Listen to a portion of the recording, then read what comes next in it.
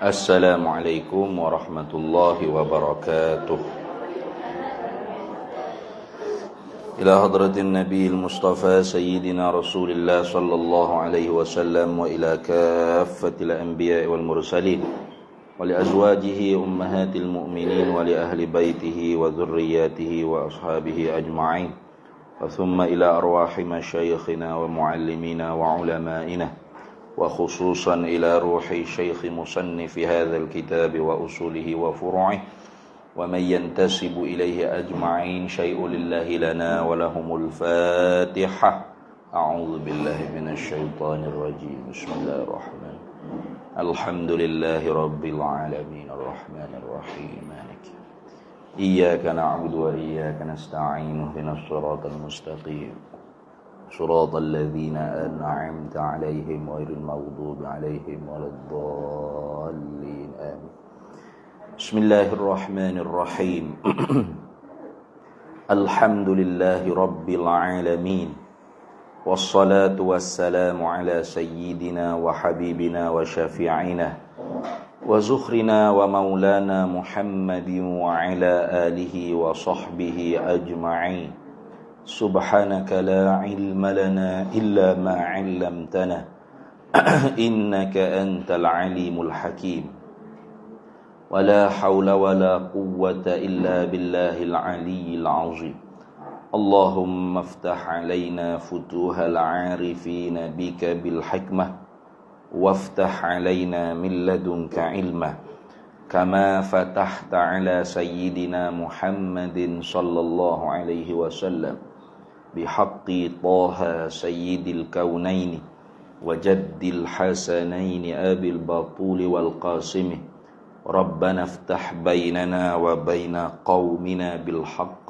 وأنت خير الفاتحين رب اشرح لي صدري ويسر لي أمري واحلل عقدة من لساني يفقه قولي سدد لساني واهد قلبي بحق جدنا سيدنا رسول الله صلى الله عليه وعلى آله وصحبه وسلم رب يسر ولا تعسر وتمم بالخير يا كريم أما بعد فقال شيخ المؤلف رحمه الله تعالى ونفعنا الله به وبعلومه في الدارين آمين يا رب العالمين.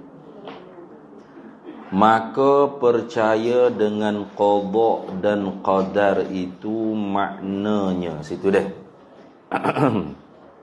Betul. Situ ayat dia. Maka percaya dengan qada dan qadar itu maknanya ialah mengaku putus di dalam hati seseorang dengan tentu sungguh akan bahawa segala perkara yang berlaku. Apa segala perkara yang berlaku? Bayan pada kata segala perkara yang berlaku daripada baik dan jahat. Ini daripada segala perkara yang baik dan segala perkara yang jahat. Semuanya, semuanya segala perkara yang baik dan segala perkara yang jahat tu dengan kehendak Allah Ta'ala dan dengan menjadi ia Allah akan segala perkara yang baik dan yang jahat. Itu dah. Baik, sambungnya lagi hari itu. Kita tak habis lagi bicara tentang rukun iman yang keenam, iaitu qada dan qadar. Beriman dengan qada dan qadar. Apa qada, apa qadar, atau itu kita mengata dah. Itu kalau mengikut mazhab Asy'ariyah, qada kembali kepada ta'alluq tanjizi qadim bagi sifat iradah, dan qadar kena kepada ta'alluq tanjizi hadis bagi sifat qudrat. Kalau Maturidiyah dia terbalik tu. Qada tu kena kepada tanjizi hadis bagi sifat qudrat, dan qadar itu kena kepada ta'alluq tanjizi qadim bagi sifat iradah. Apa ta'alluq tanjizi qadim bagi sifat iradah, tanjizi hadis bagi sifat qudrat? Itu nanti kita akan masuk dengan secara terperinci bila masuk di dalam perbahasan sifat-sifat. Iaitu sifat-sifat ma'ani Allah Ta'ala ni dia ada ta'alluq. Dia ada tiga Tiga perkara yang kita kena faham pada sifat-sifat ma'ani nanti. Satunya ialah diri sifat, dipanggil mabda'. Nah, kemudian samaratus sifat. Nah, samarah bagi sifat tersebut. Dua. Kemudian yang ketiganya ta'alluqus sifat, tugas sifat tersebut. Itu sifat-sifat ma'ani itu begitulah kebanyakannya. Melainkan sifat hayat satu. Hanya dua saja, iaitu mabda' sifat dan samaratus sifat. Begitu dah. Ta'alluqus sifat tidak ada pada sifat hayat. Itu nanti kita akan bahas bila masuk pada tempat dia nanti. Nah, cuma oleh kerana kita duk bicara sini secara umumnya ialah beriman dengan qada dan qadar, maka dia terkait apa dengan kudrat dan iradah Allah Ta'ala. Itu dah. Iaitu iradah Allah Ta'ala. Mana sifat penentu iradah tu bahasa Arab. Bahasa Melayu kita nak terjemuh apa, tengoklah. Kalau kita menghendaki iradah tu dengan makna sifat, yakni mabda'i sifat. Mabda' bagi sifat. Maka terjemahan yang lebih tepatnya ialah penentu. Sifat penentu. Sifat penentu. Lebih comel ataupun lebih lebih tepat kita terjemah dengan penentu berbanding dengan pekehendak. Biasa kita dengar iradah artinya berkehendak, kayak gitu. Berkehendak ni kalau di logat orang Kelantan, ni logat orang Kelantan lah ni. Nak belajar lah logat Kelantan, mengaji untuk guru Kelantan.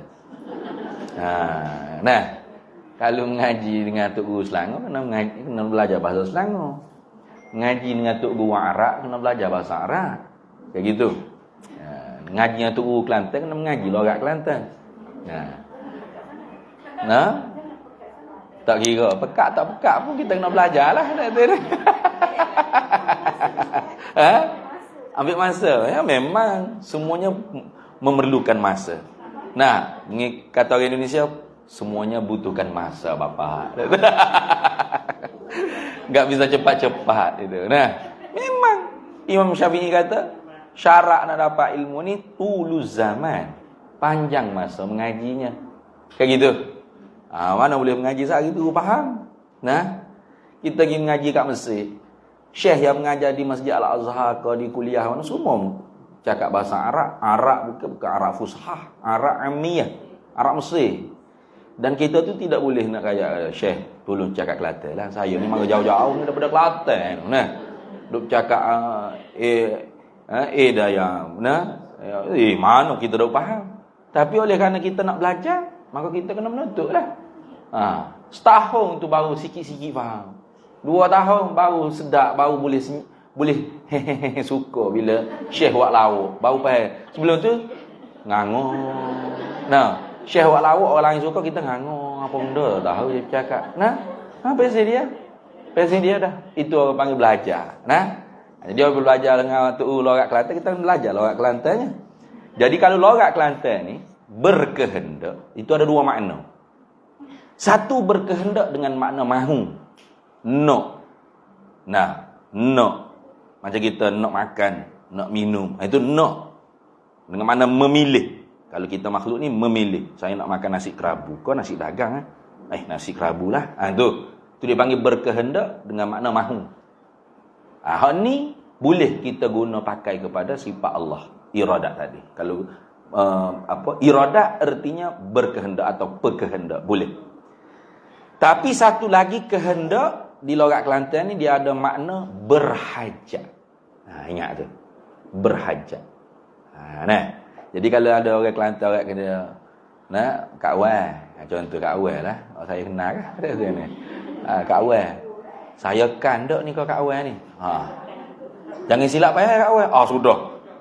Saya ada suami dah ni Ustaz. Jangan gitu. Kehendak tu makna saya berhajat. Berhajat ke apa? Nak buta duit. Ini makna berhajat. Itu berkehendak dengan makna berhajat. Dia panggil, kalau logat Kelantan dia cakap berkehendak dengan makna berhajat ni, dia buat tengah. Dia buat tu tak ada. Kanda. Kawan kanda. Jadi kalau terjemuh iradah dengan makna berkehendak atau pekehendak, ulama-ulama kita ni, tutup guru Melayu kita ni bimbang. Takutnya kita duk faham Allah tu kandak ke kita, berajak ke kita, nak ke kita, tak boleh lepas dengan kita.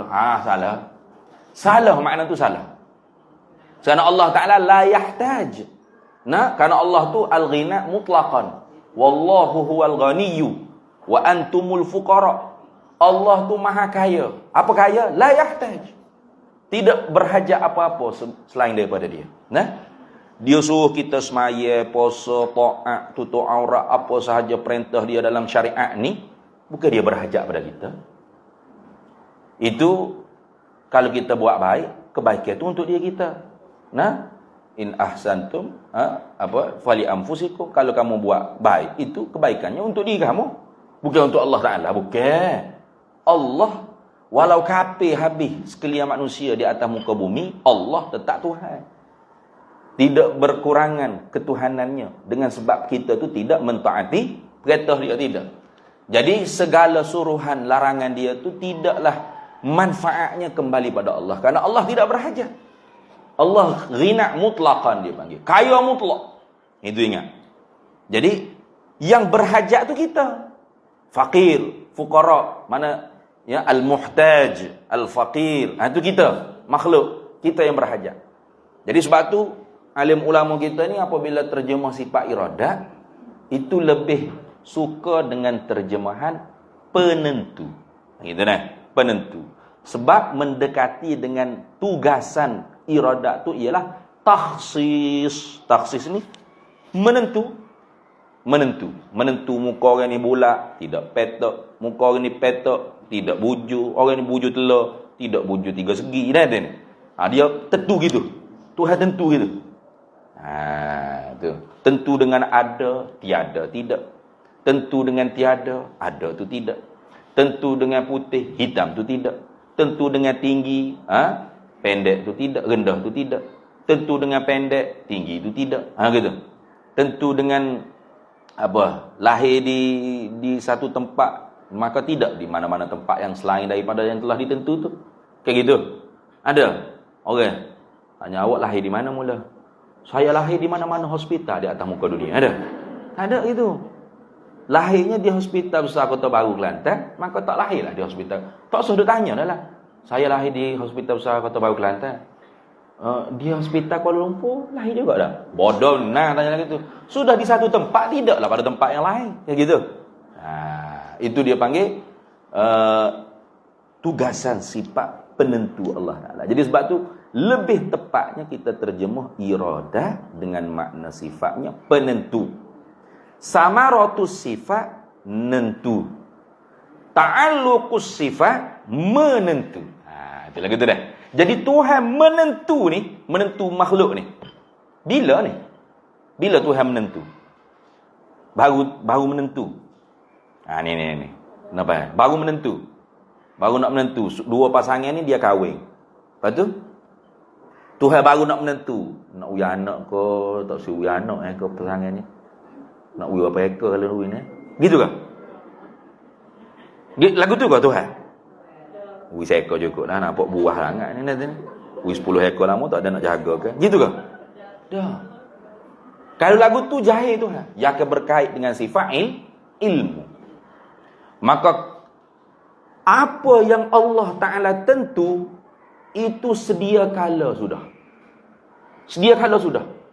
Orang ni lahir di mana, namanya apa, siapa umur berapa, tempoh hidupnya, ajalnya, jodoh temuannya, anak berapa ekor, rezeki banyak mana, rezeki hak dia masuk dalam perut dia banyak mana beras, banyak mana nasi, rezeki hak dia milik, berapa sen, berapa hak aset dia milik, semua tetap. Sedia kala. Bila sedia kala?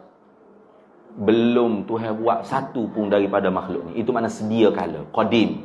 Sebab tu kata tanjiziyun qadimun, lulus sedia kala. Itu makna dah. Bila sebut kata sedia kala ni, dia tidak berkait dengan masa. Karena masa tu baru. Apa masa? Masa ni ibaratun an harakati syamsi wal qamari. Ibarat daripada bergeraknya matahari dengan bulan. Jadi matahari bergerak, bulan bergerak, itulah orang panggil masa. Bukan jam. Jam ni penanda arah je. Penanda arah sebagai masa. Bukan jam. Ni, pukul 9, berapa ni? 9.25. 9.20 ni. Nak sekat 9.30. Kita nak pulah pula. Jadi pukul 9 pagi, boleh? Boleh kita nak pulah je. Tapi pagi tak jadi dah pukul 9 pagi. Dia tetap akan pergi. Kerana matahari bulan ni bergerak. Sehingga manusia tu boleh kira tahun qamariyah, tahun syamsiyah. Nah, kalender pergerakan matahari, pergerakan bulan, setahun berapa bulan, sebulan berapa hari, sehari berapa jam, sejam berapa minit, seminit berapa saat. Itu semua kerana bergeraknya matahari dengan bulan. Itu. Jadi bila sebut kata masa, itu merujuk kepada hudus baharu, hawadis baharu. Nah, cuma bila kita nak mengungkap tentang sedia kala, dikul ibarah, dia panggil dikul ibarah ni sempit untuk mengungkap, sempit untuk kita bercakap. Maka terkadang, tidak terkadang, memang kita akan mengungkap dengan bentuk lafaz atau ayat dia, ibarat dia tu seperti masa. Pada masa sedia kala. Kayak gitu. Ketika waktu sedia kala lagi, masa sedia kala, pada waktu. Itu. Jadi salah kalau kita faham masa, waktu. Jangan faham gitu. Tu ustaz sebut tu pada waktu sedia kala lagi. Masa sedia kala. Ketika, masa, pada, itu semua tu memberi makna zaman, dia panggil zaraf zaman. Zaraf yang mengandung makna masa. Sedangkan qadim, qidam, sedia kala, itu tidak bersangkut paut dengan apa-apa masa. Tak ada. Tuhan tidak duduk di bawah rungkuk suntuk masa. Kita yang duduk di bawah rungkuk suntuk masa. Kita yang duduk di bawah rungkuk suntuk masa ni pukul berapa? Allah. Pukul 10 oh cepatnya. Kan gitu. Tak cukup sehari kita nak buat kerja itu gini ke hulu ke hilir. Kalau boleh sehari ni kena ada 40 jam.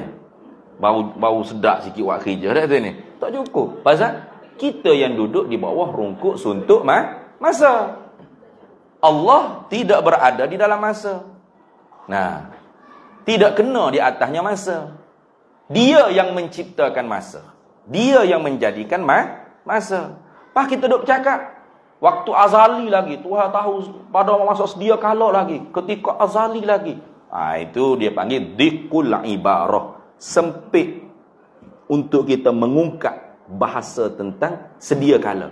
Sehingga kita menyebut dengan zaraf zaman, dengan orang panggil beberapa perkataan yang merujuk kepada masa. Tapi jangan kita faham masa, jangan. Karena sekarang ni masa. Betul tak? Waktu sekarang, al-an, waktu sekarang, al-mustaqbal, al-madi, waktu yang lepas, waktu yang lagi akan, al-an, waktu sekarang. Itu semua masa tu. Allah tak mengena di atasnya lama, madi yang lalu, sekarang, al-an, tidak mengena di atas Allah Ta'ala. Kerana dia qadim. Dia sedia kala. Walau ada makhluk beriuk ni, banyak ni. Langit, bumi, matahari, bulan, beta, segala cakrawala, lembu, kubah, yaitik, gajah, rimah, segala manusia berapa liung-liung nak kata ni. Nak sebut triliun, liung-liung nak kata ni. Banyak sangat-sangat. Apa Allah Ta'ala tu jadi berkait dengan makhluk dia, jadi happy Allah kerana ramah gitu. Gini macam kita masa duduk bujang, duduk rumah seorang-seorang, sunyi tak? Sunyinya tak ada bini, tak ada anak. Bini lah. Bini saya ke, duduk dalam rumah. Boleh buat. Yoya, awak saya, kita pergi makan situ. Kayak gitu. Happy dah sikit. Sebab sunyi sebelum ni tu ada dah suara boleh buat. Kalau tidak duduk bercakap depan cermin suara macam orang gila gitu. Kayak gitu. Lepas tu bini beranak pula boleh 10 ekor. Gagak-gagak meriah ni lopak macam toyo tu. Gagak-gagak dalam rumah tu bising. Bising belangor orang panggil bising bengeng. Adakah Tuhan tu lagu tu? Dah. Adakah dulu tu makhluk merujuk pada masa tu? Adakah dulunya sebelum Tuhan buat makhluk ni Sunyi Tuhan. Sunyi, tak ada apa sekara. Buatlah makhluk seekor, pak jadi. Lepas tu bahu beriuk banyak Tuhan buat ni. Oh happy Tuhan, mau gagak-gagak dah alam ni. Gitu. Tak, Tuhan tu tidak duduk di dalam alam. Tidak berada di luar alam. Tidak ada di dalam alam. Tidak ada di dalam rungkut-suntuk masa. Tidak. Tak berkait Tuhan, tak bertepuh Tuhan dengan makhluk apa yang dia buat. Tak? Ingat baik tu. Jadi sekarang pun Allah tetap qadim. Allah tetap sedia kala. Kita yang sebut sekarang kerana kita yang duduk di bawah rungkut suntuk masa. Itu. Allah ada ke makhluk? Tak ada ke makhluk? Allah tetap sedia kala. Apa sedia kala? La awwala li wujudihi. Tidak ada awal bagi adanya, walam yataghayyar, dan tak berubah. Tak berubah. Zat wa sifat zat dan sifat-sifat Allah Taala tidak berubah. Macam kita, berubah tak? Berubah tak kita? Kawan berubah tak? Kau kawan dulu ibu, kawan lahir, kawan besar ni dah. Pakai spek mata dah? Tak. Berubah tak? Berubah. Hatta kalau kita tak tahu pun tarikh surat beranak seorang bayi yang kita jumpa, na'udzubillah, kita ambil jaga. Jaga sampai bila? 40 tahun jaga bayi tu. Bayi lagi, baby lagi. Baby lagi umur 40. Ya, umur berapa baby ni kawan? Olam. Umur 40 dah baby ni. 40 baby lagi. Tak dah. Pasal berubah tak? Berubah. Walau kita tak tahu dia tarikh lahir bila, ada permulaan bagi adanya bila, tetapi kita tahu dia baharu, hudus, hawadis, kerana dia berubah. Sebab tu al-alamu mutaghayyir. Alam ini berubah. Pagi, petang, siang, malam, hujan, kemarau, panas, gapo semua sekali ni, itu menunjuk kata alam ini ada permulaan bagi ada. Kerana dia baharu. Allah tidak ada permulaan bagi ada, dan dia tidak berubah. Jangan duk fikir, Tuhan umur berapa lah. Jangan, umur tu kita. Kita hak duduk di bawah rungkut suntuk masa, kita yang punya umur. Ni sehari, umur 2 hari, umur 3 hari. Umur berapa lah ni? Umur 36. Mana 36 tahun dah. Kita duduk di bawah rungkut suntuk masa. Matahari duk gerak atas kita, baru bulan duk gerak atas kita, 36 tahun. Contoh. Tak gitu. Tuhan duduk di bawah rungkut suntuk masa juga. Duduk bawah matahari juga. Pukul berapa sekian-sekian? Tidak. Jadi tak mengena di atas Tuhan tu masa. Jadi sebut azali lagi. Tuhan tentu pada waktu azali lagi. Kita bercakap lagu tu dia panggil sempit saja. Nak mengibaratkan. Jangan faham azali atau qadim sedia kala itu ialah masa. Jangan. Nah. Cuma kalau kita nak kata tak, sebelum daripada ada makhluk dipanggil qadim. Dia panggil apa? Fil azal. Bila Tuhan buat ada satu makhluk, dia panggil fi ma la yazal. Pada masa selagi akan ada makhluk ni. Dia panggil fi waqtil imkanil wujud. Pun dia panggil juga pada waktu yang mungkin boleh ada dah makhluk ni. Tu. Jadi nak ceritanya apa? Tuhan menentu sekalian makhluk dia ni. Bumi bulat begini, bulan bulat begitu, matahari ni begitu, planet-planet ni segala menatang, segala gapo hak kita nampak berjegut depan mata kita ni semuanya ciptaan Allah. Betul tak? Allah buat ni dengan tidak tentu kah? Tentu. Tentu tu bila? Tak berkait dengan masa, sedia kala. Itu maksud kita. Belum ada makhluk ni Tuhan sudah siap dah nak menentu. Tuhan sudah bukan nak menentu, Tuhan sudah siap menentu dah. Gitu. Tu dipanggil tanjiziyun qadimun. Tanjiziyun makna lulus. Tanjizi makna lulus. Qadimun sedia kala. Tu makna gitu dah. Jadi sifat penentu Allah Taala menentu sedia kala makhluk dia. Baik buruk, ada bila, tak ada bila, hidup di zaman mana, lahir di mana, berjodoh dengan siapa, bercerai tangga dengan siapa, berapa zuriat dia, ada apa zuriat dia, mati dikubur di mana, rumah dia, tempat cari rezeki dia, siap Allah tentu sedia kala. Bukan baru tentu sekarang, tak. Bukan. Itulah gitu. Inilah dikatakan qada. Di sisi mazhab Imam Abul Hasan Asy'ari. Qada dia panggil, ketentuan Allah. Bila? Sedia kala. Hak ni kita tak tahu. Siapa boleh bagi tahu? Tuhan tentu apa-apa atas diri dia. Siapa? Ada? Dia boleh sepakat dengan Tuhan? Ada? Tak ada. Maka ni dipanggil rahasia Allah. Rahasia Allah. Yang nyata di kita ni apa? Iaitu qadar. Qadarnya apa? Iaitu perbuatan Allah. Fi'lullah. Ibarat daripada tanjiziyun hadisun. Tanjizi, lulus, hadisun, baru. Baru lulu. Mana? Baru buat. Tuhan baru buat. Jadi sifat kudrat itu qadim. Kudrat artinya berkuasa. Itu dia panggil terjemah dengan makna mabda'i sifat. Kalau kita terjemah kudrat dengan makna samaratus sifat, kuasa. Gitu. Kalau ta'alluqus sifat, kudrat artinya berkuasa. Berkuasa. Hak tu tak apa, tak faham lagi. Nanti kita masuk perbahasan sifat ma'ani, nanti kita akan hurai dengan tuntas, dengan lebih jelas lagi. Cuma nak bagi orang panggil gambaran awal. Kudrat itu qadim. Mana berkuasa tu qadim. Kudrat dengan makna mabda'i sifat itu qadim. Jangan silap faham. Kudrat dengan makna mabda'i sifat itu qadim. Mana sifat zat Allah qadim, sifat-sifat Allah Ta'ala qadim.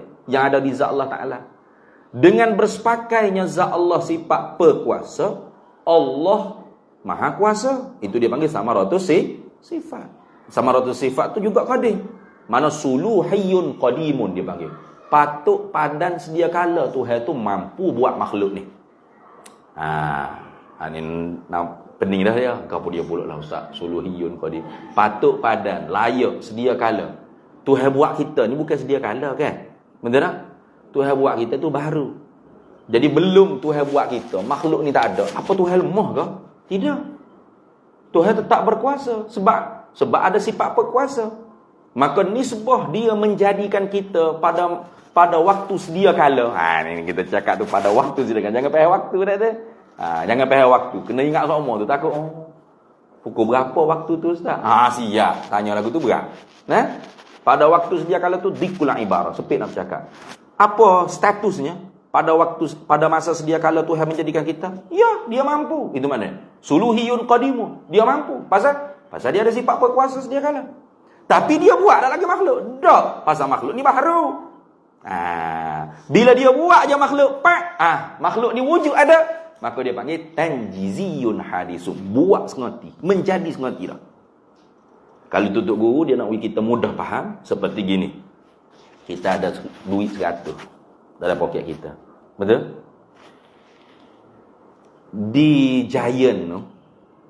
Giant ke apa ada sini? Tak ada. Econ C ada.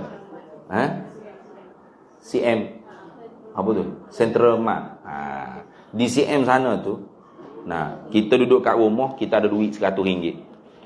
Di CM sana tu, di Central Mart sana tu, barang yang harganya kurang daripada RM100, kita mampu tak nak beli?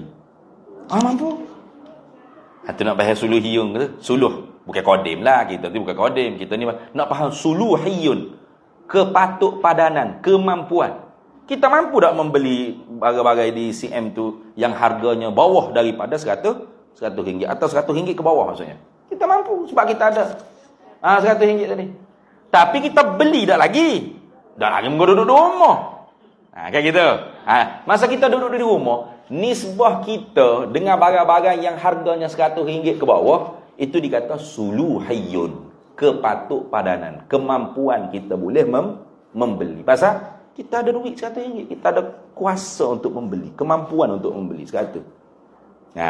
Kayak gitu. Bila kita gidah ambil barang nak bayar ke cashier tu.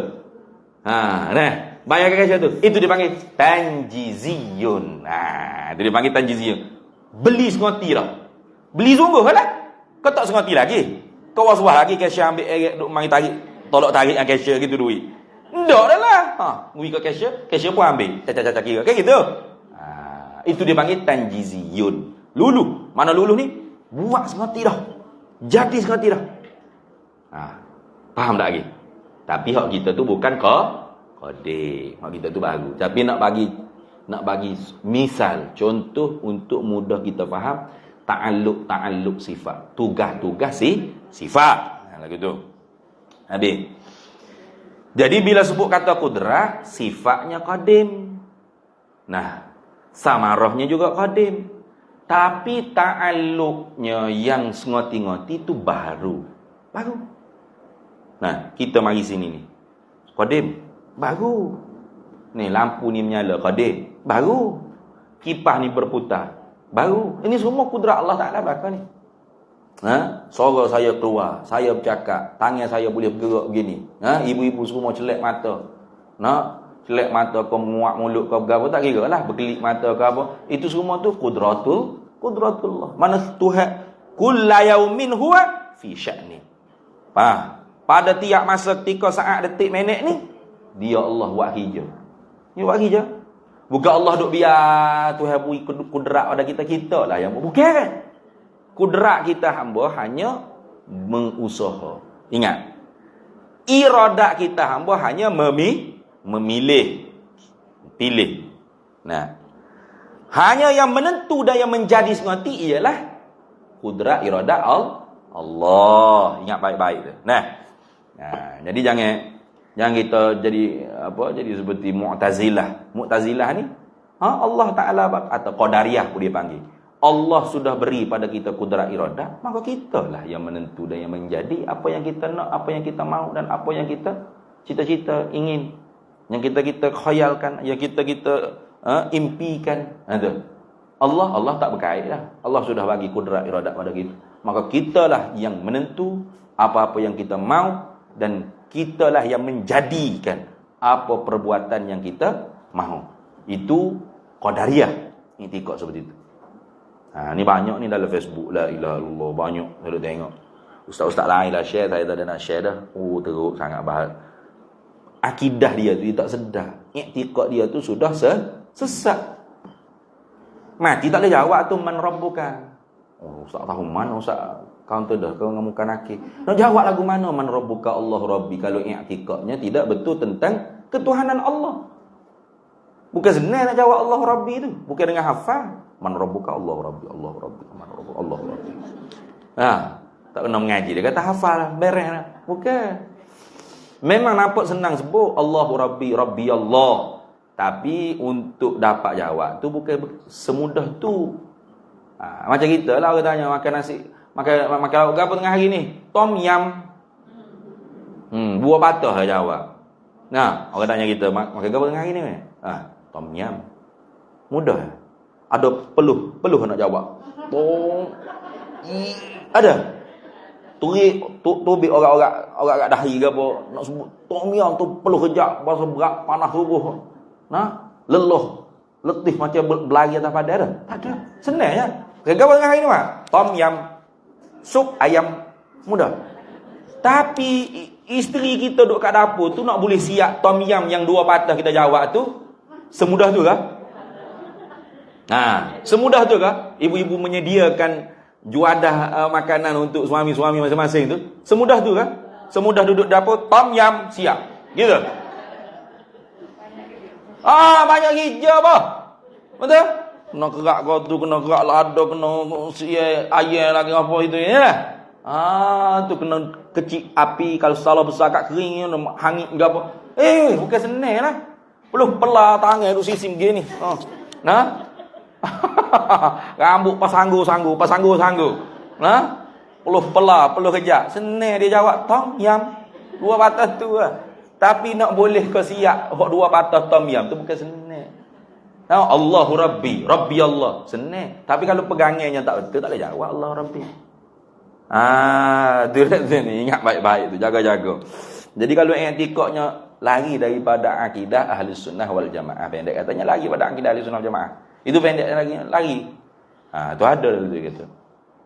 Allah tidak menentukan baik buruk hamba dia ni dalam Facebook. Allah tidak menentukan kekayaan kemiskinan hamba dia. Hamba sendiri yang menentukan hidup dia. Nasib dia. Wow. Ni biasanya pakar-pakar motivasi. Pakar-pakar roti roti basi. Nak bagi orang ni semangat. Iya betul. Kita tak boleh putus asa dalam berusaha.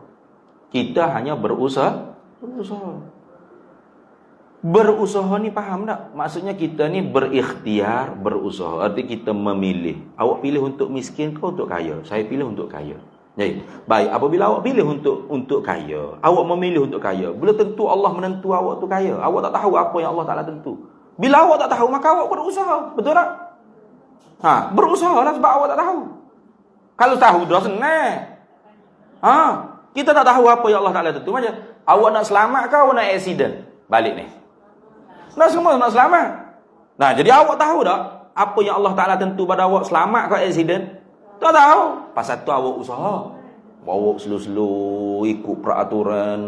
Nak masuk cabai segenar dulu, jangan masuk dulu baru segenar. Betul tak? Tak cukup. Tubik tangan pula duk. Kita hanya usahanya nak selamat. Tangan tu dem lori mari langgar juga. Nak kata apa? Tahulah kita bahawasanya ketentuan Allah Ta'ala atas akunya accident. Walau aku nak selamat, aku pilih untuk selamat. Dan aku usaha untuk selamat. Bawa slow, ikut peraturan, hak laju dan sebagainya, pakai seatbelt ke apa semua, ikut dah, usaha dah. Tapi tetap berlaku. Nak kata apa?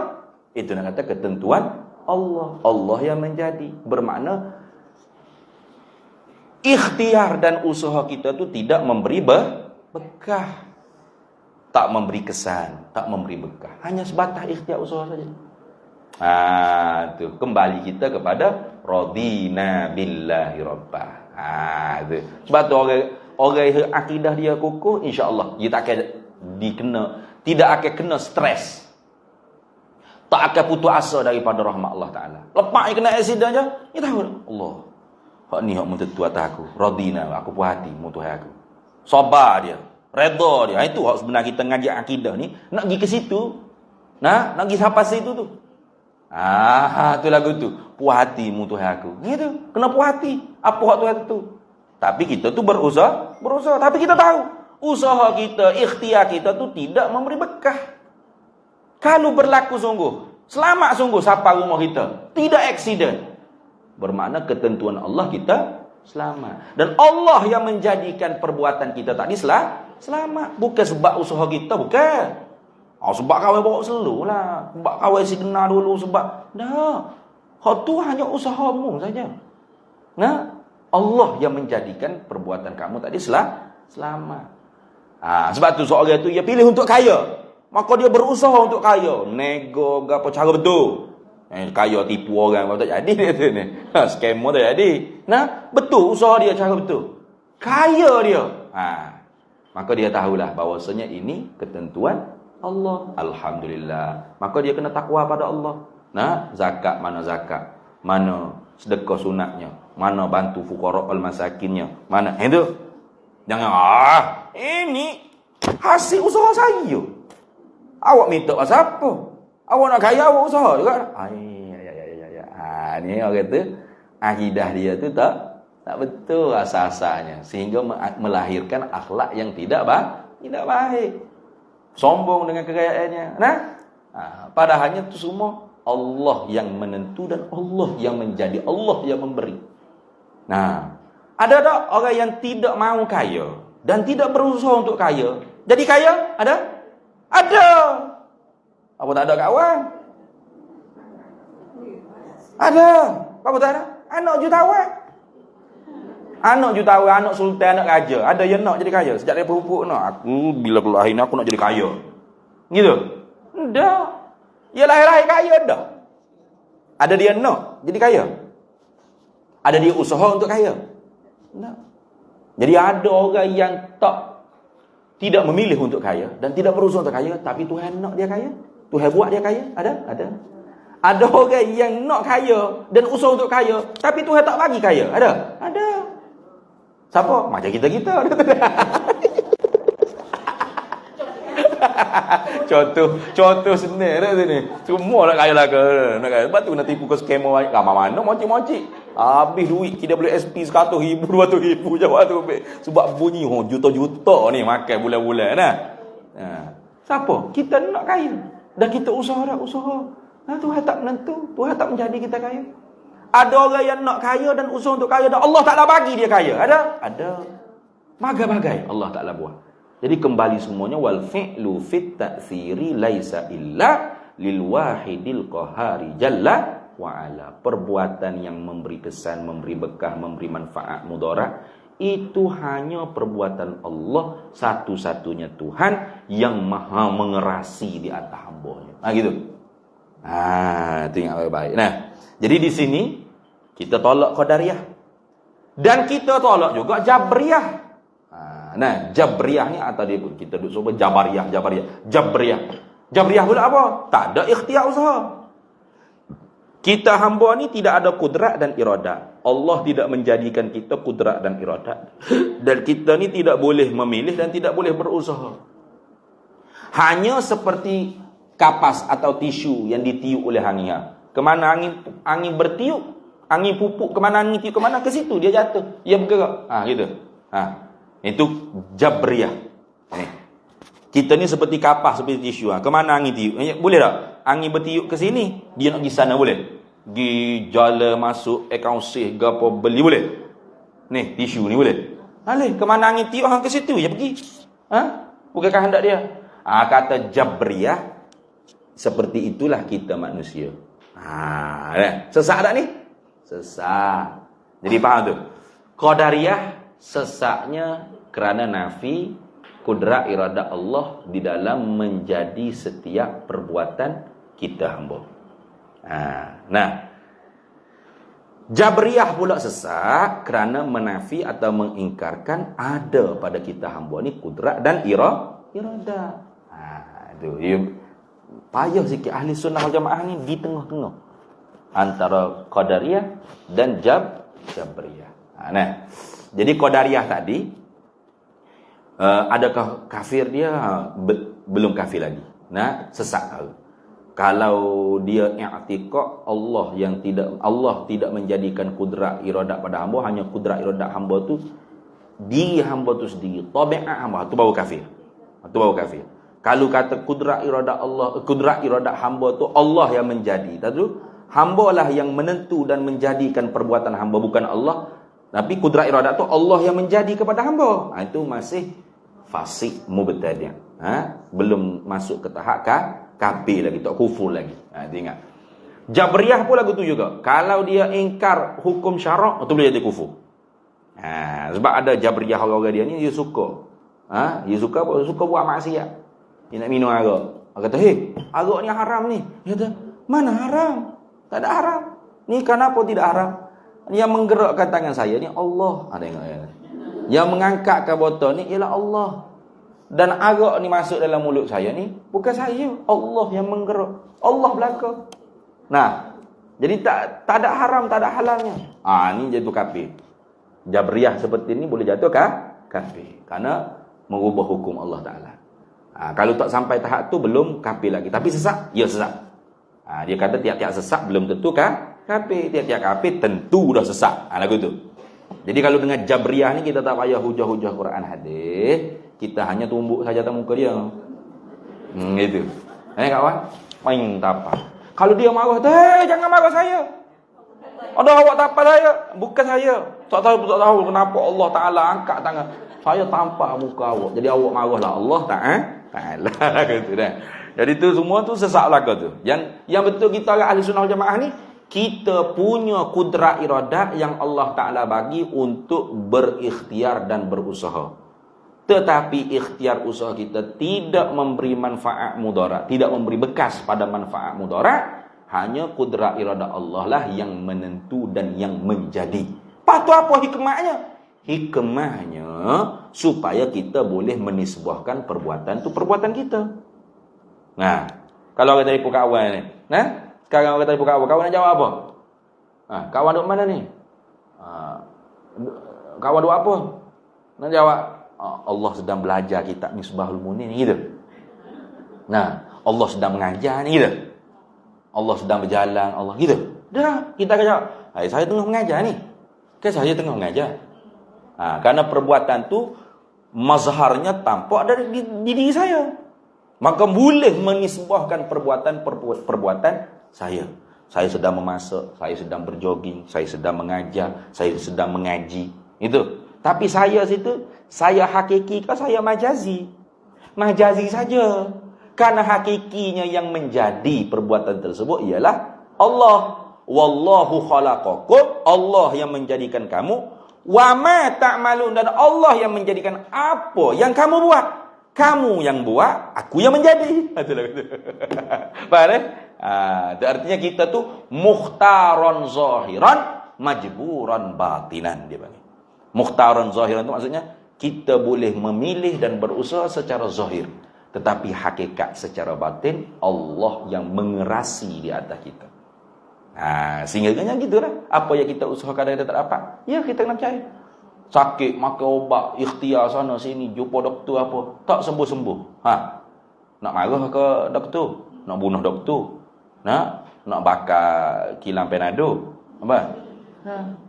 Percayalah bahawasanya Allah sudah menentu begitu, dan Allah yang menjadikan begitu. Bahawa kita ni ada sabar, redha, taslim.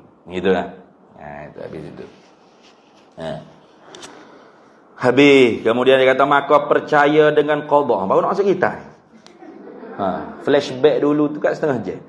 Maka percaya dengan qada. Mana percaya dengan ketentuan Allah azali lagi. Tanjiziyun qadimun. Ada sifat iradahnya. Dan qadar itu. Yang ni perbuatan Allah Ta'ala. Yang ni tanjiziyun hadithun. Qudrat Allah Ta'ala. Itu ialah maknanya lagu mana?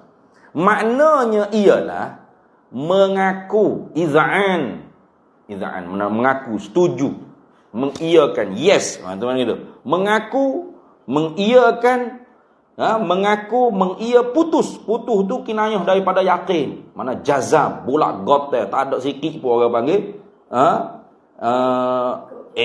Tak gogek sikit pun. Mana? Tak gogek. Tak gogek. Gogek tak gogek. Faham? Tak faham? Tak gogek. Tidak was-was. Dok gogek. Kalau tak dok gogek sikit pun. Kemah keming dok gogek sikit pun. Kemah keming dok gogek sikit pun. Maknanya mana? Dok was-was langsung. Itu. Tidak ada syak, tidak ada zon, tidak ada waham. Main gitu je. Itu. Mengaku putus, mengaku yakin, jazam, putus, bulat. Tak ada wawih sikit pun. Wawih pun ya. Banyak orang Kelantan ni lorak dia tu. Tak ada wawih, tak ada gogek, tak ada wawih. Wawih ni sama juga, was-was juga. Wawih, gogek, keke yak-yak. Yalah kau. Tak ada keke yak-yak ni, tak ada. Keke yak. Itu semua tu orang panggil Waalaikumsalam warahmatullahi. Masya-Allah. Orang panggil apa ni? Dia panggil bunga bahasa di dalam logat Kelantan. Banyak. Itu ni.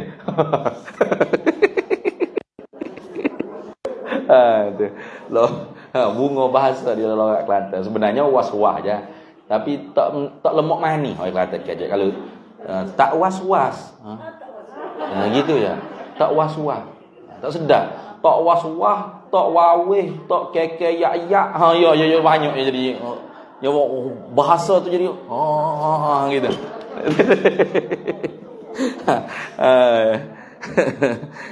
Ya kalau nak tengok logat Kelantan lama tak ada lah kalau nak tengok kena flashback semula video-video almarhum tu Guna Aziz. Ya orang tua kok kecek dari logat Melayu Kelantan lama.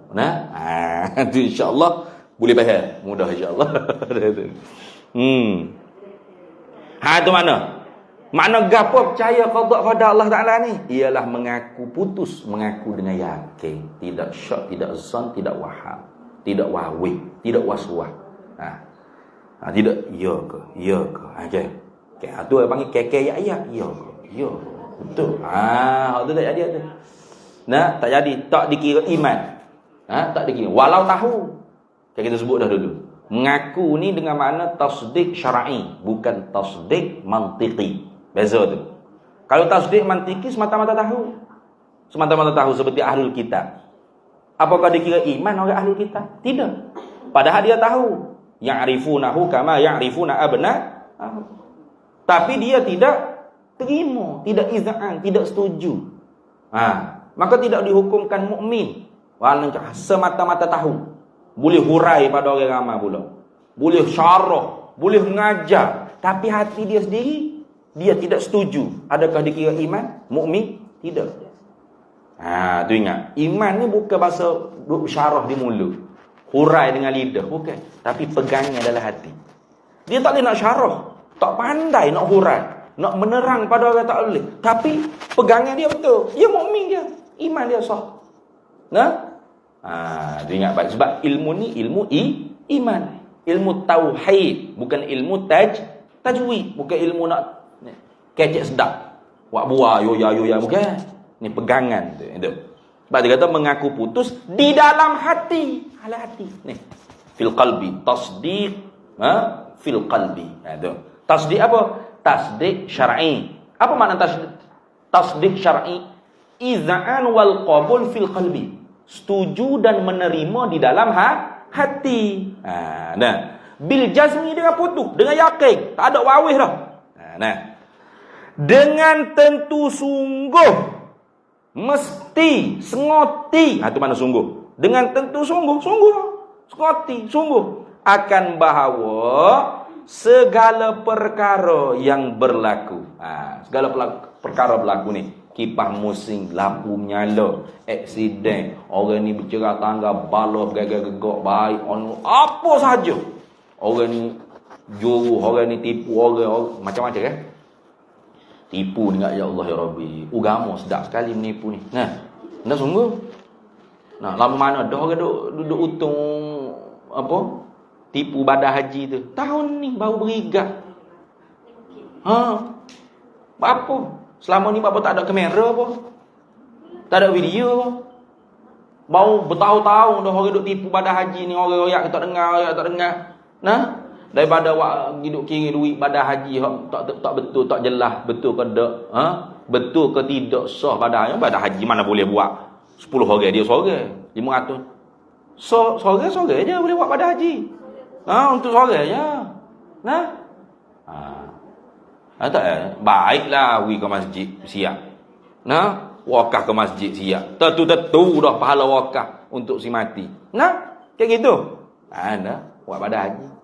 Tahun ni baru berigak. Kau yak dah betul. Tak percaya. Ni surat. Tu sama dulu gerbang di Kemboja. Seekor lembu 500 bahagia. 500 bahagia seekor lembu. 500 orang tu lembu tu seekor. Okey, guru gambar lembu. Ni bahagia mak cik 5, Zainab, cik Leha apa 7 orang. Okey, ambil senarai lain pula. Lembu hak tu je. Jadi 500 ekor tu tak tahu berapa orang dekat daging lembu ni. Untung dia 500 orang bayar. Seekor lembu yang sembelih. Tu tengok. Nak cari hak murah, hak jimat. Tak usah lah kalau lagu tu. Tak usah buat ibadat lah kalau lagu tu. Sama. Cari hak luar-luar, hak dalam sendiri tu nak bukan main. Cari hak luar-luar sebab murah. Kita nak buat apa-apa ibadat ni jangan tilik hak murah, jangan.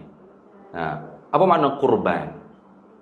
Ma yutaqarrabu bihil 'abdu ila rabbih. Apa yang boleh mendekatkan diri dengan perkara tersebut oleh hamba kepada Tuhan dia. Jadi kalau kita pilih hak murah-murah, hak itu, bermakna kita tu tak berapa yakin dengan janji Allah Taala. Kayak gitu. Macam dalam Quran sebut, watlu 'alaihim naba abnai adama bil haqq iz qurraba qurbanan fatuqabbala min ahadihima wa lam yataqabbal min al-akhar. Tuhan kata baca oleh Nabi Muhammad kepada manusia tentang cerita dua anak Adam, Qabil dengan Habil. Ketika mana diperintah oleh Allah Taala untuk berkurban, iz qurraba qurbanan. Bagaimana dua orang itu? Fatuqabbala min ahadihima. Tuhan terima salah satu je. Satu lagi tu Tuhan tak terima. Dia tak buat kurban ke? Dia buat. Tapi dia pergi cari sayur-sayur. Kobe ni pergi cari sayur-sayur hok buruk-buruk. Hok makan dia ulak. Hok warna kuning dah. Nah, hok tu dia ambil kutip-kutip warna naik bukit untuk jadi kurban. Nah, Tuhan terima? Tak terima. Sama. Sebab tu kalau kita buh duit tabung masjid tu, seria, hok seletik, hok kolak, hok belipak. Saya tak terima.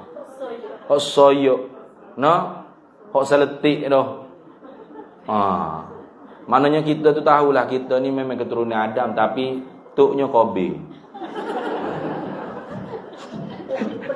Dah sungguh. Habis dah gitu, habis tak orang itu. Habis bila dengar tu ada kata Tuhan suruh korban apa usahamu. Dia penternak. Kobe petani. Habis balik selalu. Pergi kandil lembu dia. Cari lembu hok gemuk-gemuk, hok bulak-bulak, hok sabi-sabi, hok metok-metok tu heret atas bukit. Tu. Fatukum bila min ahadihima. Tuhan terima kok kurban Habil. Sepasal? Pasal yakin dia. Tuhan suruh ni. Janji baik pada Allah. Cari hok molek-molek. Sebab tu hok masuk dalam tabung masjid, tabung madrasah, tabung surau, hok 50, hok 100, tebal-tebal. Hok tu keturunan Habil. Macam ni. Mudahnya nak cek. Tak usah dua DNA gabung lah. Nak. Dah usah. Jadi budak tak mana. Habis. Tak apa. Ini sikit lagi. Gapo dia segala perkara yang berlaku tu ni bayan dia panggil. Bayan ni nak menyatakan orang panggil gapo hak berlaku ni daripada baik dan jahat. Daripada segala perkara yang baik dan segala perkara yang jahat. Baik jahat ni siapa yang menghukum? Ini mazhab Asy'ariyah. Baik dan buruk hukumnya daripada syarak. At-tahsin wa at-taqbih bisyar'i la bil aqli. Ingat. Baik buruk ni siapa yang menyuruh mengatakan ini baik, ini buruk? Siapa? Allah. Bukan semata-mata akal. Hanya Maturidiyah kata akal boleh memahami baik dan buruk. Tetapi Allah juga yang menentukan baik dan buruk. Gitu. Tak sama dengan Mu'tazilah. Mu'tazilah akal yang boleh menentukan baik atau buruk. Nah, syarak hanya datang menyokong akal di belakang. Itu beza tu dah. Beza. Kalau kita orang Ahlus Sunnah wal Jamaah, baik dan buruk itu ditentu oleh Allah. Allah mengatakan perkara tu baik. Walau akal kita nampak macam buruk lah, tak boleh. Kita kena kata baik. Akal kita tu yang tak betul berfikir. Kena fikir lagi. Kena belajar lagi. Sudut pandang mana yang awak lihat tak baik tu? Fikir elok-elok. Mungkin akal awak tu tak sapa. Gitu. Kalau syarak kata benda tu buruk, jahat, walau kita kata jahat apa ni, bagus, baik, tak boleh. Tetap kita kena kata perkara tu jahat. Karena at-tahsin wa at-taqbih, baik dan buruk bisyar'i la bil aqli. Itu orang ahli sunnah wal jamaah. Kalau Mu'tazilah, at-tahsin wa at-taqbih bil aqli la bisyar'i. Baik buruk tu akal yang menentu, bukan syarak. Itu beza dah. Jadi baik buruk di sini, baik dan jahat di sini ketentuan syarak. Syarak kata benda ni baik. Nah, contohnya gapo syarak kata benda tu baik tapi ramai manusia tak setuju. Benda tu baik tapi ramai manusia tak setuju. Contoh seperti orang curi kerat tangan. Betul tak? Tapi bukan main-main kat tangan tu. Ada syarak dia, ada hak dia nah. Dan siapa yang melaksana tu bukan individu mesti kerajaan. Itu. Tapi nak itu hukum syarak. Baik tak? Syarak kata baik. Tapi manusia ramai tak terima. Nanti kudung tangan dia macam mana ni. Kan gitu. Apa lagi tak nampak lagi tu?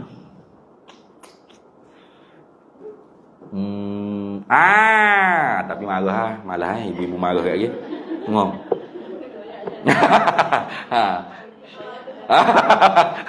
Syarat kata boleh nikah berdua seorang.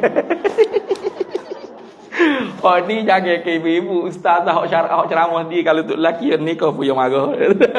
Nah, tu. Sikit. Nah, tu syarat kata boleh. Boleh, harus, mubah. Tu baiklah maksudnya. Mubah, harus, baik. Tapi dengan syarat-syaratnya mesti berlaku adil dan sebagainya gitu-gitu tu banyak syarat. Tapi nak ceritanya apa? Hukumnya syarat kata mubah, boleh, baik, berbanding dengan berzina. Betul tak? Tapi ramai orang yang tak boleh terima. Betul? Tak boleh terima. Dia baik, suami dia berzina lagi. Ada. Bahkan ada lagu tu. Hanya dia seorang je isteri yang benar-benar sah. Kalau suami dia nak pergi berzina, tak pergilah. Jangan pasal seorang lagi bini. Ada orang lagu tu. Siapa tahap tu? Tengok. Akal manusia tu dia tak terima hak syarat kata ini baik.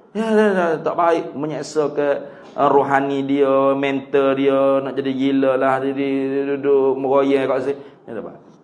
Tengok. Tak boleh. Kita orang pegangan ahli sunnah jamaah baik buruk ketentuan Allah.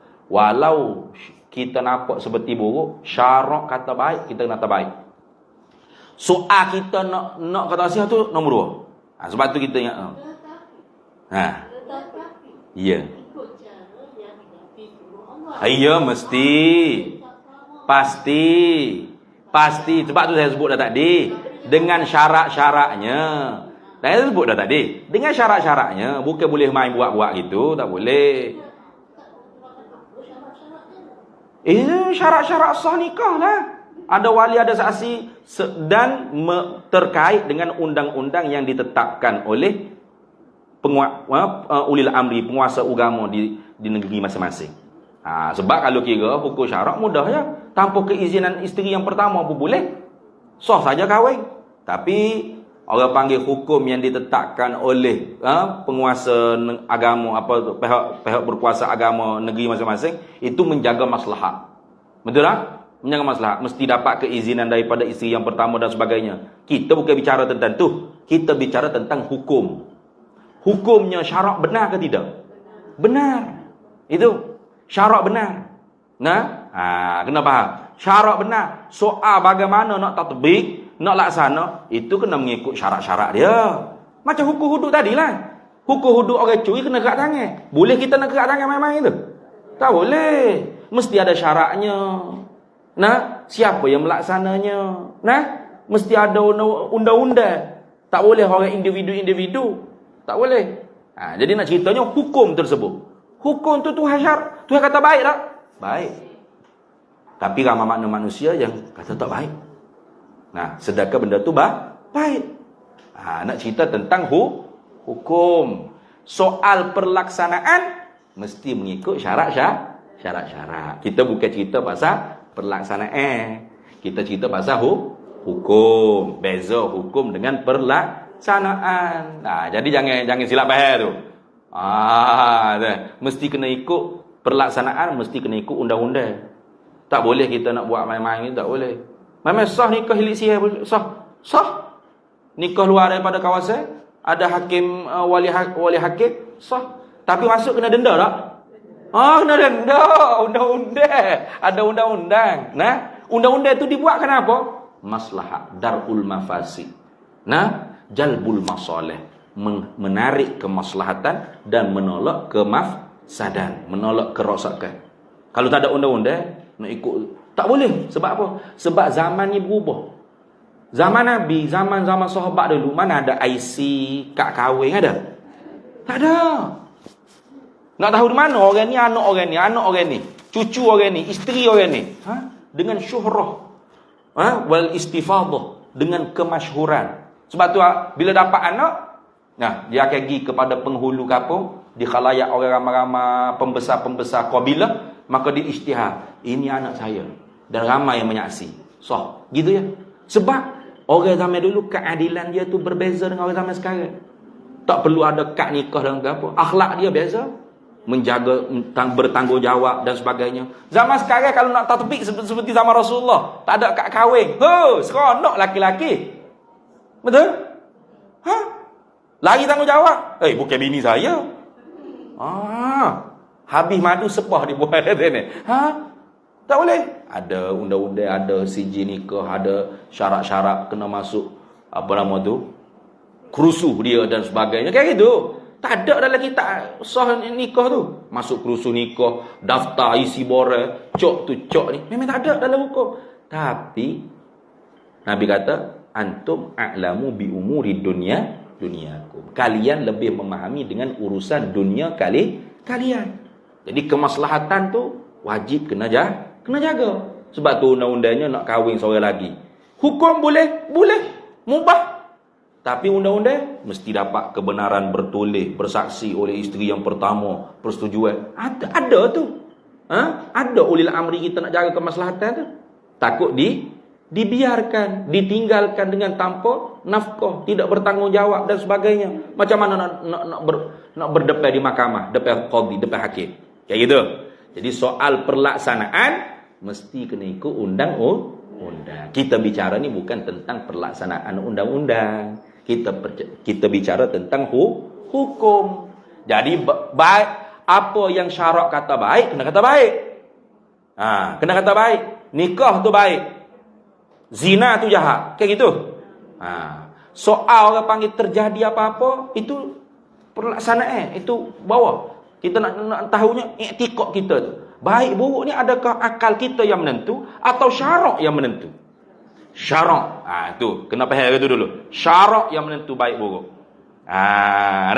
Jangan sampai kita tu bila syarak kata benda tu baik, tidak buruk. Jangan. Walau bagaimana kita tak setuju. Contoh, memang ada orang-orang yang diuji dengan suami dia tu berkahwin lebih daripada satu. Dia benci poligami. Tapi jangan sampai benci pada hukum. Itu kena jaga. Syarak kata baik, kena kata baik. Tapi pelaksanaan kita tak setuju kerana kita tahu dia tidak boleh berlaku adil dan sebagainya. Itu asing. Jadi sekurang-kurangnya kita tu tidak keluar daripada Ahlus Sunnah wal Jamaah. Itu hak penting. Kita tidak bahkan kufur. Tu lagi bahaya. Lagi bahaya. Mana menghalal benda yang haram, merubah hukum. Itu lagi bahaya. Bukan setakat keluar daripada ahli sunnah. Itu dia kufur lah. Tuhan kata nikah tu tak ada tak ada nikah-nikah yang apa baik apa menyusah ke. Itu kufur tu. An-nikahu sunnati. Faman ghariba an sunnati falaysa minni. Nikah tu ialah sunnahku. Siapa yang benci pada sunnahku, maka dia bukan daripada aku. Itu gitu. Jadi kita tu jangan sampai keluar daripada ahli sunnah wal jamaah, dan jangan sampai apatah lagi kufur. Atau bimbang. Soal kita tak setuju pelaksanaan, itu lain. Seorang ibu yang diuji suaminya berkahwin lebih daripada seorang, 3 ke 4, lalu tak berlaku adil, dan dia memang tak suka, tak setuju, menentang suami dia poligami seperti ini. Apakah dia menentang hukum poligami itu dibenarkan oleh Allah? Tidak. Dia menentang ketidakmampuan ni. Kayak gitu. Kena bagi beza. Jadi kita kena jaga-jaga tu. Jangan sampai terlewat batas, melampaui batas. Itu habis.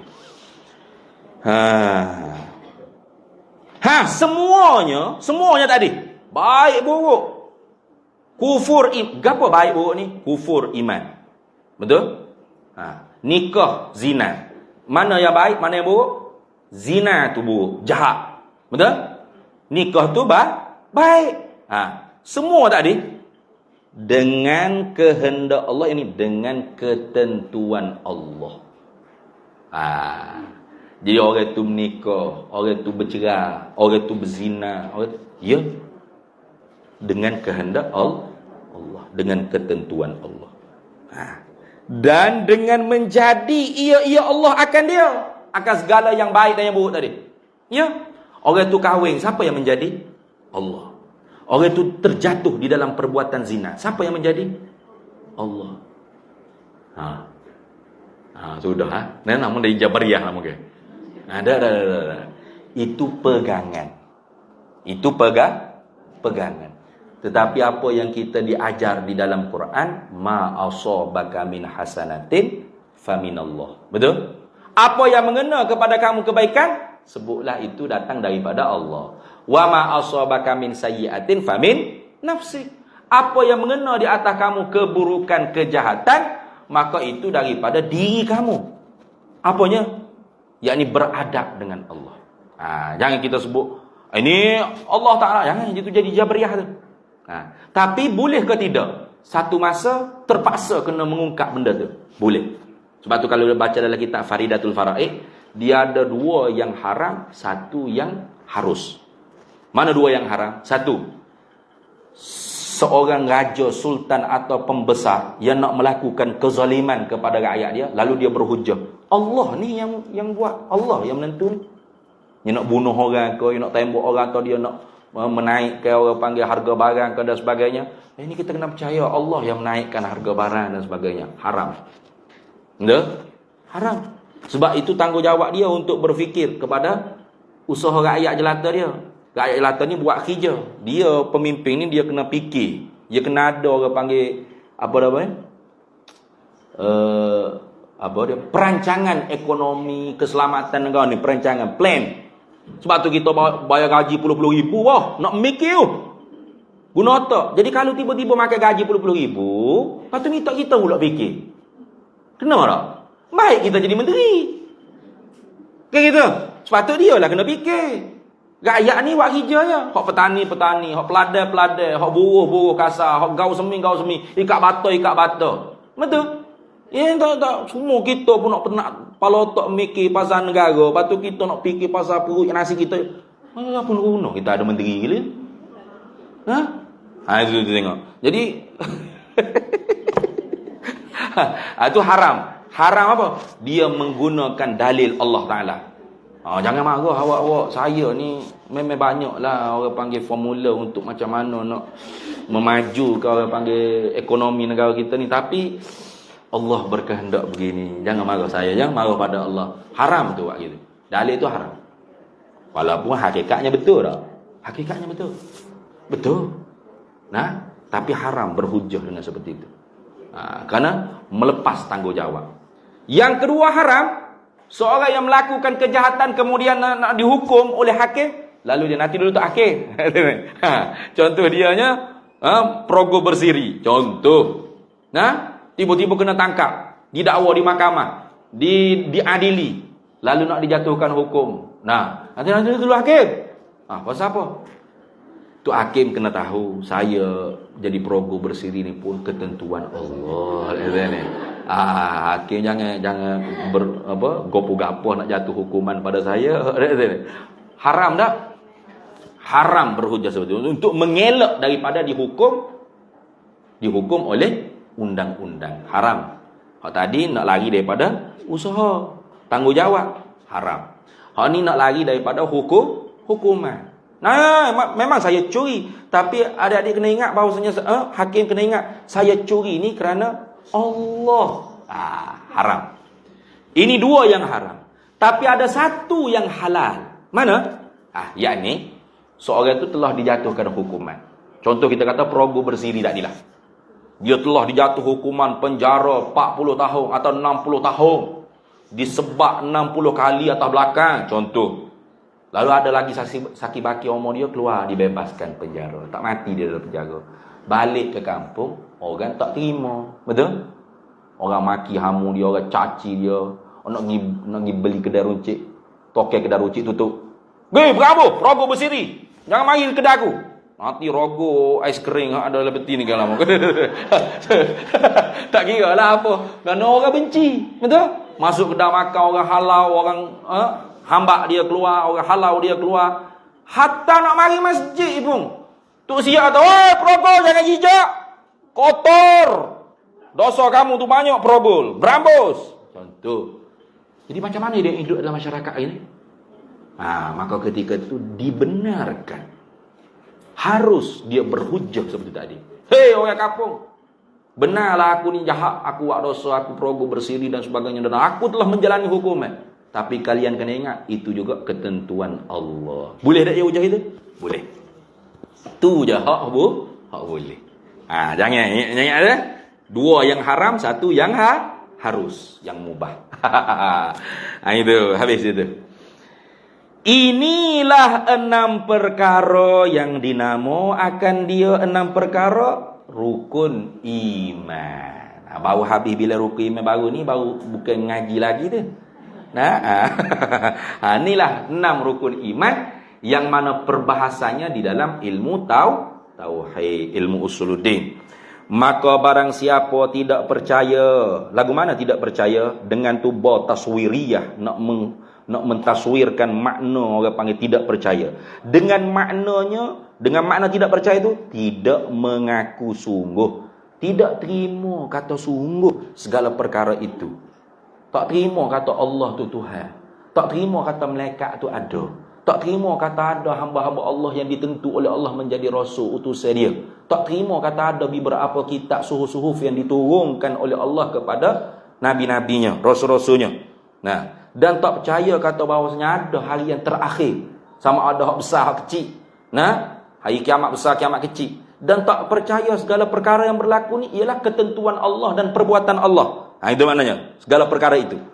Maka adalah ia barang siapa tadi tu. Jadi tak nanti ke dia kena tak percaya nenek. Satu cukup. Ya rukun iman ni ternafi 1 kosong. Sebab kita kembali balik dah, ingat balik. Rukun Islam, rukun iman, makna rukun tu beza. Kalau rukun Islam artinya syai'ul azim fil Islam, mana perkara yang besar di dalam Islam. Artinya 5 perkara tu bukan hanya 5 ni je Islam, banyak lagi. Tapi hak besar-besarnya 5. Adakah kalau kita tak buat salah satu, tak Islam kita? Tidak, masih Islam. Janji kita tidak ingkar hukum. Apatah lagi kalau tidak mengerjakannya kerana tidak mampu. Seperti haji. Haji belum mampu lagi. Saya umur 250 baru naik nama buat haji. Jadi tak haji lagi sekarang. Dia nak panggil tu haji jangan. Jadi saya belum haji, belum menunaikan rukun Islam yang kelima. Adakah tidak Islam saya? Islam. Ataupun 5 dia tak buat. Tapi bukan kerana ingkar hukum. Kerana malas. Ya tak semaya, ya tak puasa, ya tak berzakat, ya tak haji. Tanya, pasal apa tak semaya? Malas. Wajib tak? Wajib. Inna salata kanat 'alal mu'minina kitaban mawquta. Siap ayat Quran. Nak kata apa? Dia mengakui hukum, betul? Islam tak dia? Islam. Dia rukun Islam tu ia lain. Dia makna perkara-perkara yang besar di dalam Islam. Dan bukan orang yang telah menunaikan rukun Islam yang kelima sempurna Islam, bukan. Ini balik daripada haji, ingat tu di kala alhamdulillah sempurna Islam kita. Belum lagi sempurna Islam, baru menunai rukun Islam yang kelima. Banyak lagi dah hukum Islam, banyak lagi, tapi hak besarnya 5. Tak sama macam rukun iman. Rukun iman rukun istilahi dia panggil, bukan rukun lughawi seperti tadi. Mana? Yani yatawaqqafu bihi sihhatu syai'. Perkara yang terhenti dengan perkara tersebut sah iman. Jadi kalau tak ada sah, tak sah. Seperti rukun sembahyang, tu rukun istilahi. Tak ada satu tak sah dalam. Contoh, tak baca Fatihah, rokok comel, iktidah comel, ataupun tak takbiratul ihram, baca Fatihah comel. Bismillahirrahmanirrahim. Alhamdulillahi rabbil alamin. Comel. Takbiratul ihram tak ada. Jadi ni kawan dia tanya soalan apa? Panjang betul soalan. Lepas tu nak suruh jawab dengan tulisan. Payahlah. Tanyanya macam mana? Saya ni ada penyakit air liur dalam mulut. Gitulah. Bukan kawan, orang lain. Ya ada air liur dalam mulut. Bila semaya tu dia ada tisu dalam tu. Macam mana ni? Tiap-tiap kali semaya meludah. Baik. Jawab ni. Kalau pertama meludah tanpa hajat, batal semaya. Kerana perbuatan tu keji dalam semaya. Okey, saya saja. Sekarang ni tidak kejilah pasal dia ada penyakit. Nak membaca tu payah kalau ada liur jubuk-jubuk itu bukan dia. Jadi dia kena sediakan orang panggil tisu ke apa dah untuk ludah. Jadi lagu mana ludahnya dalam semaya? Ingat seni je. Jangan ada anggota besar perbuatannya bergerak berturut-turut lebih daripada 3 kali. Berturut-turut. Ni contoh berturut mana? Anggota besar, tangan. Berturut-turut tu. Berturut-turut. Kalau anggota besar tapi tak berturut-turut, mana?